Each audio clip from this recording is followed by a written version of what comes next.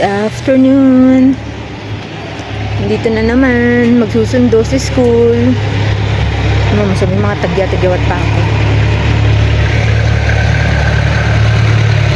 Malamig dito sa part na to. Malamig dito, dun sa amin sa trangko mainit. Pagdating ko dito makulimlim.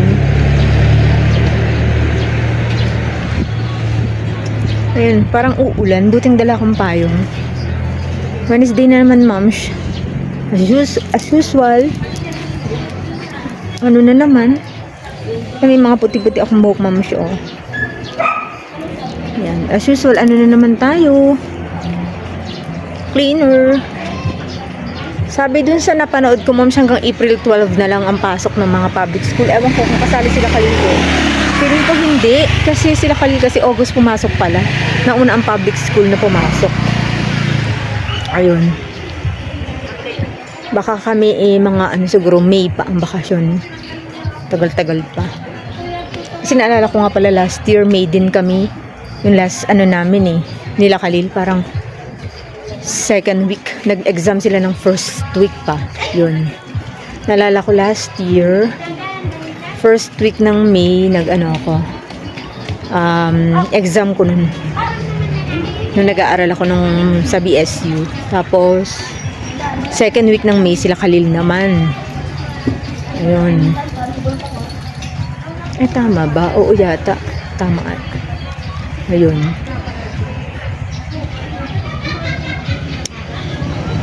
Makulimlim. Sana hindi kami abutan ni Princess. Hanggang ngayon inuubo. Pero hindi na siya kasing ubo ng dati.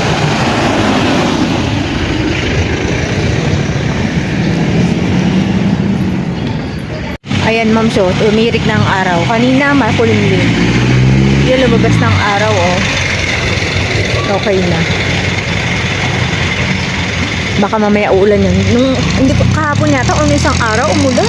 Ang lakas. Ayan, hindi ko na naman alam saan ako pupwesto. Makita ninyo.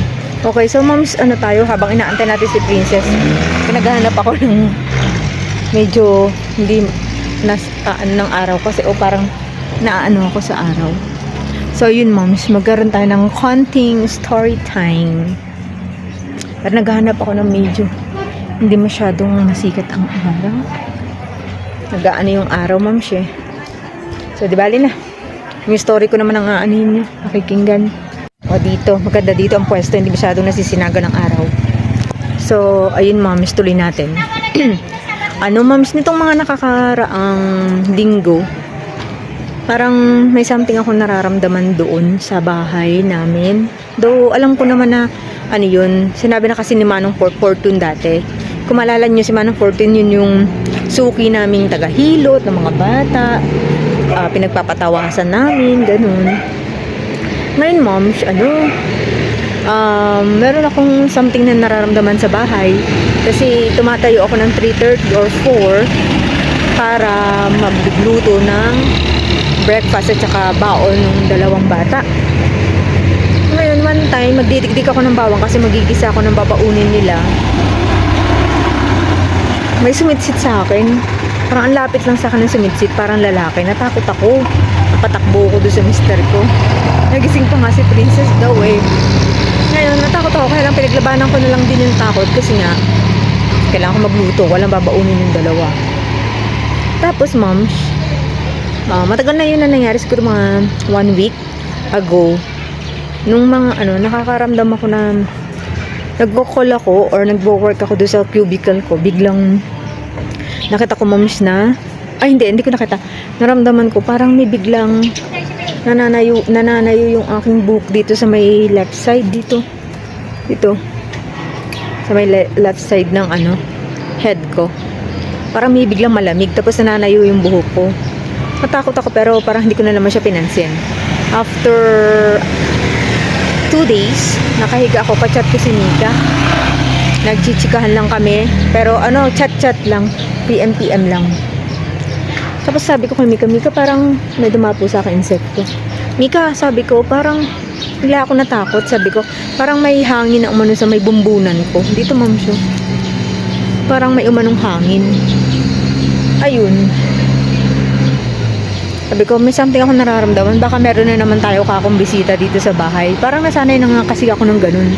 Na bigla-biglang meron ako nararamdaman. Pati yung mga bata. Pinasanayan ko na siya. Ayan, may mga dumadaan kasi. Ngayon, moms, parang hindi ko na lang siya pinapansin kasi nga, parang lagi na lang ganun. Parang normal na sa akin yung ganun. Though, natatakot pa minsan-minsan. Pero, hindi ko na masyadong binibigdil. Pero nitong mga nakakarang sabi ko parang gusto ko magpatawas kasi itong mga pimple ko padami ng padami. Nakikita niyo yan, moms. Ayan. Yun, nagkakaroon ako ng pimple. Those, iniisip ko na magpa-derma na ako kasi this is very unusual kasi since kahit teenager ako, hindi naman ako tagyawatin eh. Nagtaka ko ngayon, ayan, moms, yun. Makikita niyo dito sa video. Ayan kaya mga ako. Ngayon, mom, sabi ko magpapatawas na ako at baka nakabati na ako. Yun ang iniisip ko. Ngayon, pero parang hindi naman ako masyadong urgent na gusto ko magpatawas. Ngayon, nung nag-scroll ako sa TikTok, meron akong finalo dati na marunong magtawas. Kaya lang gabi lang siya ang tawag dun, no? Nagtatawas. Saka ang dami palagi. Naging 1,000 mahigit. Minsan 2,000 yung pag nagla-live siya na tawas. Ngayon, sinubukan ko lang na mag-join. Sabi ko, magpapatingin lang ako. Ngayon, hindi ako nakaabot kasi ang dami. Ngayon yung sabi, yung hindi daw natawas yung araw na yun kasi hanggang alas 10 lang yung tawas from 8 to 10. Magpa-line up dun sa may binigay na i-chat mo. Ayun, nagpa-line up ako. Tapos, kailangan ibigay mo yung pangalan mo, yung edad mo, at saka ano yung nararamdaman. Wala naman ako nararamdaman, actually. I mean, wala naman masakit sa katawan ko. Ganun, feeling pagod lang ako. Baka dala naman ng trabaho, naisip ko. Pero, inisip ko, ano kaya ilalagay ko ditong nararamdaman? Wala naman ako nararamdaman. Naiya naman ako sa bindal, puro pimple ako, no? Ngayon, ang nilagay ko na lang, yung parang naisip ko rin kasi minsan, magising-gising ako ng madaling araw, naiihi ako, ganyan. Ewan ko kung basta lagi ako nagigising ng alanganing oras, yun na lang nilagay ko. Hindi ako mapagkatulog. Ngayon, pero parang nahihiyabang ako, moms, kasi baka mamaya wala namang makita. Ayun, moms, may dumadaan kasi. Kaya tumitigil ako, maliit kasi itong daanan dito. Ngayon, moms, pag nagpa-line up ka, moms, kinabukasan pa yun. Tapos yun, na-line up ako, natawag ako, nagulat ako, nung tinawas ako, may tikbalang pala. Na, ewan ko, hindi naman ako siguro ginagambala, pero basta sabi niya, nakitaan niya, may tikbalang. Kaya, yun, tinawas ako. Tapos, naisipan ko na, ako lang, wala lang, sabi ko, parang ipatawas ko din yung 3 lalaki. Yung mister ko, Khalil at Kyle. At teka pala, moms, insert ko nga muna yung insert ko saglit yung video clip nung hindi ko na lang siya i-full. Basta makita nyo lang yung form. Ba't nasabing tikbalang? Kailan po ang dami nyo pa po. Kaya binibilisan ko na po.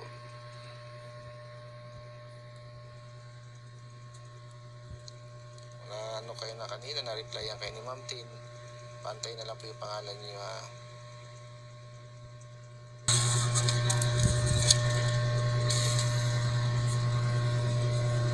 Sino?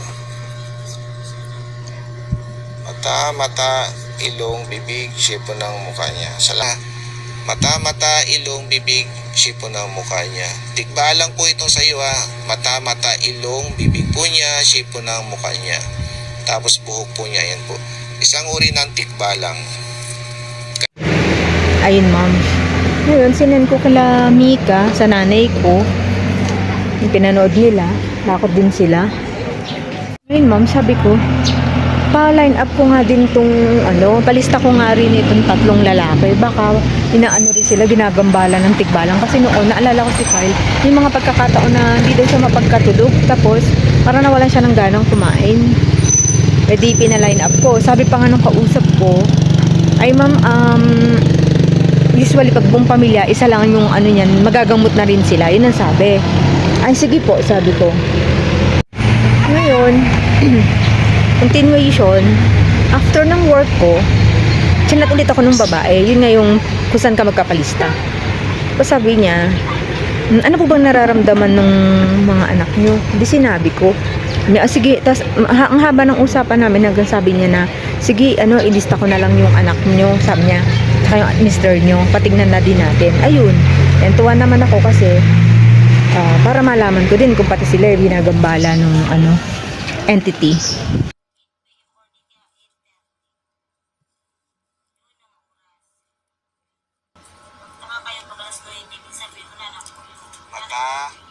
Mata, ilong, bibig, shape po ng mukha niya. Khalil, tinan mo. Dito po, guys po. Welcome sa live house ni Apo Jimmy. Mata, ilong, bibig, shape po ng mukha niya. Matanda po ito na mambabarang. Matandang lalaki na mambabarang. Matandang lalaki po ito na napag-utusan lamang po ito. Kilala niyo lamang po nag-utos yan. Nakahatak po kayo pababa niyan. Inggit sa buhay. Pamilya pala to. Pamilya Panelo.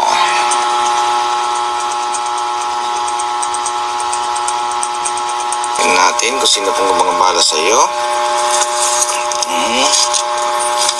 Ay, shit, nakakatakot mo sa ibunso. Ayan po yung mata niya.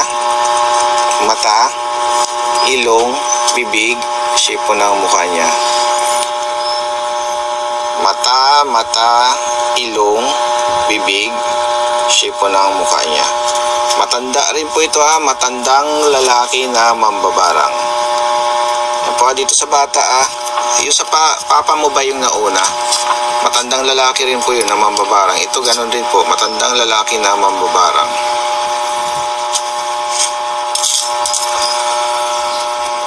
Well, panel. Tandaan nyo po maganda po yung yun, huwag nyo pong baliwalay. Huwag lang po sign of the cross hanggat maaari po kompleto po yung dasal ninyo, no? Mata, ilong, bibig, shape po ng mukha niya. Dito kay Roel Panelo. Kay Roel Panelo. Mata, ilong, bibig, kasi nag-blurred.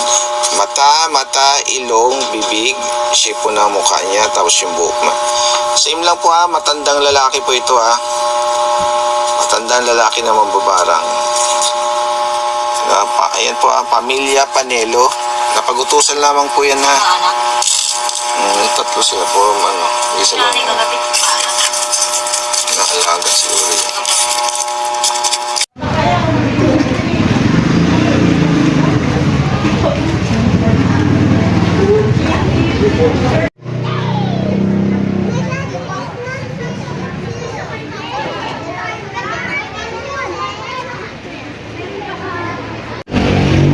Ayan, moms, umaaraw na rin dito. Tapos, moms, yun yung sinabi na parang may mambabarang na binayaran para yung mga yun. Tapos baka daw yung tikbalang na maano sa akin, inutusan din daw ng mambabarang yun para ako'y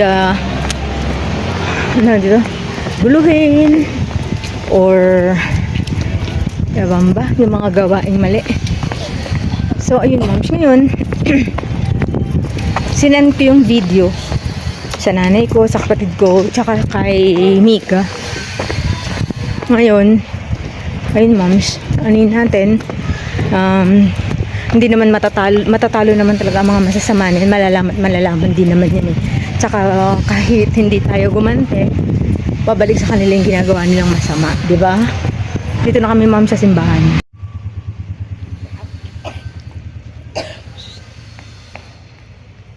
Ay, punta muna tayo dito. Okay. Papa Jesus, pray muna tayo, okay?